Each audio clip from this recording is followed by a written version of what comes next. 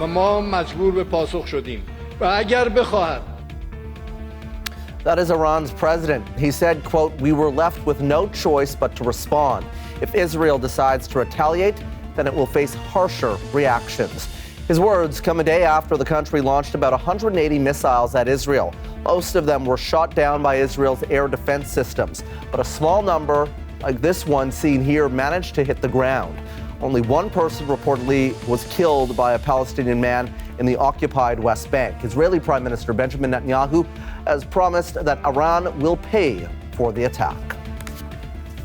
In the wake of the attack, a tense meeting of the United Nations Security Council took place.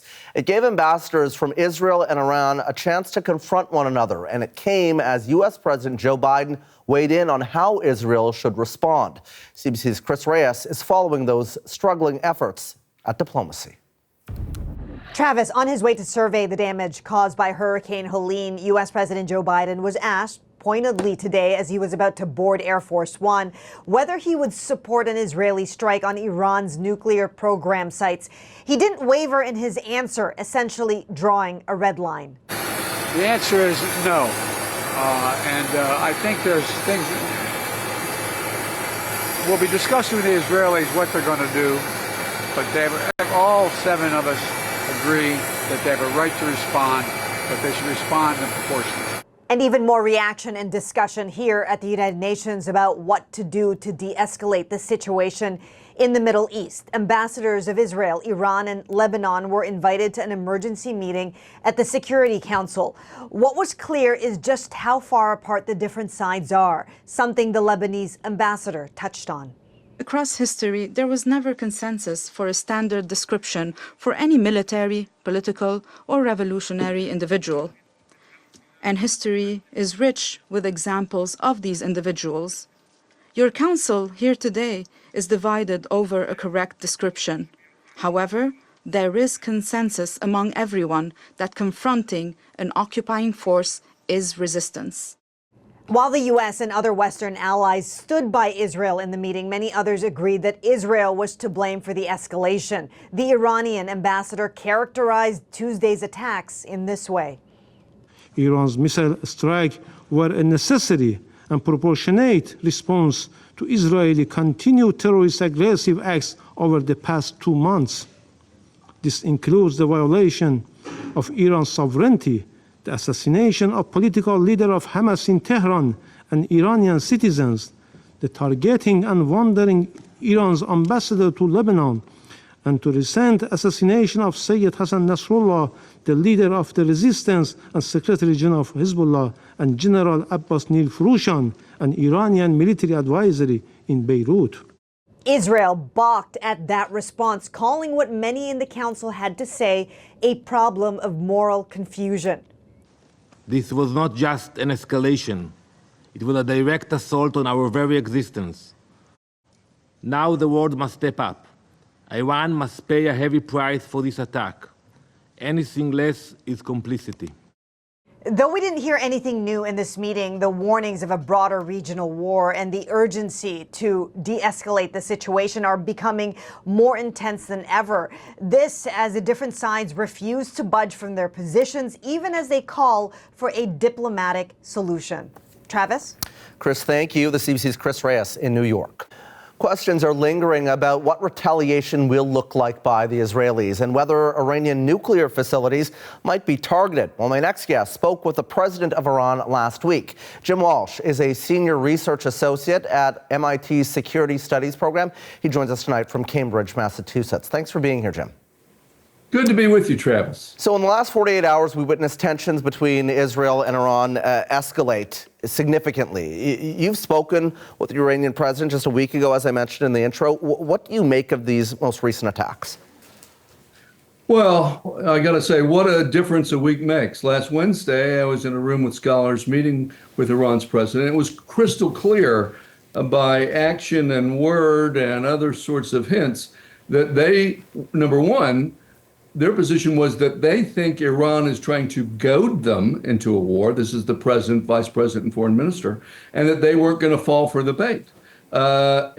Because once Iran gets involved, then the whole focus changes and shifts from Israel-Gaza to Iran-Israel. And they thought that this was a trap. They used the words a trap. Now, a week later, after Nasrallah's killing and all the rest, there was a debate inside Iran, and reporting in the New York Times suggests that the president urged caution, but the supreme leader probably decided the other way and was certainly facing criticism that Iranian restraint was signaling weakness and inviting more punches from Israel. So they responded today, but, it was pretty limited. They announced it in advance. Right. That's not something you normally do. And there were other sort of telltale signs. But the question now is, Iran doesn't want a war. It's pretty obvious. They think that's not a good thing for them. They don't want it. Now, the question is, what is Israel's intention? Do they plan to set up a buffer zone in Lebanon?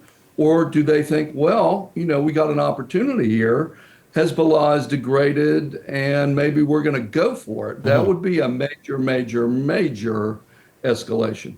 U.S. President Joe Biden has said that Israel has a right to defend itself, but says the U.S. would not support a strike on nuclear sites. What's the likelihood of that kind of strike? Well, the Wall Street Journal reported today that Israel warned Iran that a strike on nuclear facilities would be its response to an Iranian strike. Now, those are words, but it's possible. Israel does not have actually the full technical capability to take out all of Iran's centrifuges, particularly that site that is buried deep underground, the Fordo site. But they can certainly rip a hole in, a bunch of facilities.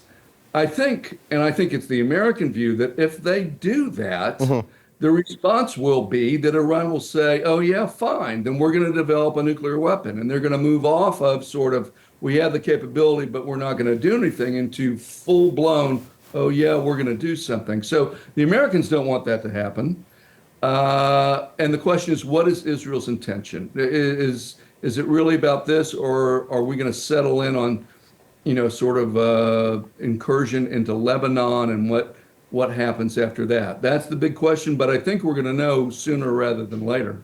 We know Israel's feelings right now about the United Nations. Which global leaders do you think play a role in helping de-escalate the situation? And do they even have power to end this conflict or be a broker in trying to find an end to this conflict?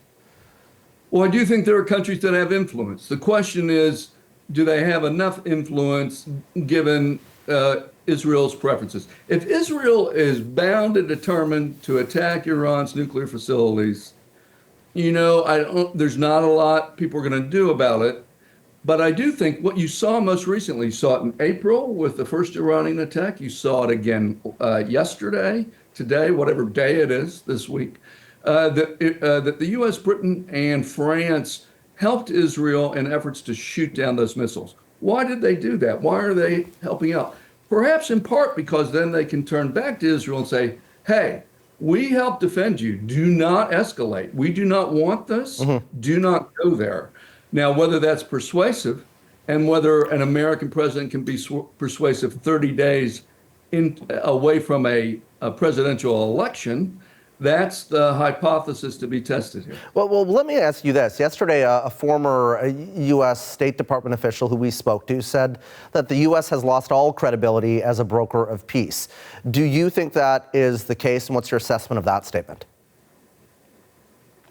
Well, that's big. And unfortunately, the way things are going right now, it looks like we have a long way to go here. This looks like this, into Lebanon, Gaza not done, maybe Iran. So we may be at this for years. And who knows what happens in terms of the U.S. or others' ability to provide an off-ramp. I get the frustration. And I wonder, you wonder what goes into that decision. I think the best case here is, and this is the classic thing in foreign policy, you say to yourself, well, I'm going to stay supportive because then I can help shape the decisions they make. That's the theory. And sometimes that's true, and sometimes that's not true. But breaking it, sort of crossing that line and saying, okay, I'm done with that. I'm not going to stay attached. I'm done here. Governments are reluctant to do that. So that's the situation we're in right now. They're trying to restrain them, but it's not clear they'll be able to. We will see what happens in the days and weeks ahead. Jim, appreciate your insight tonight. That's all the time we have. That is Jim Walsh, Senior Research Associate at MIT's Security Studies Program, joining us from Cambridge, Massachusetts.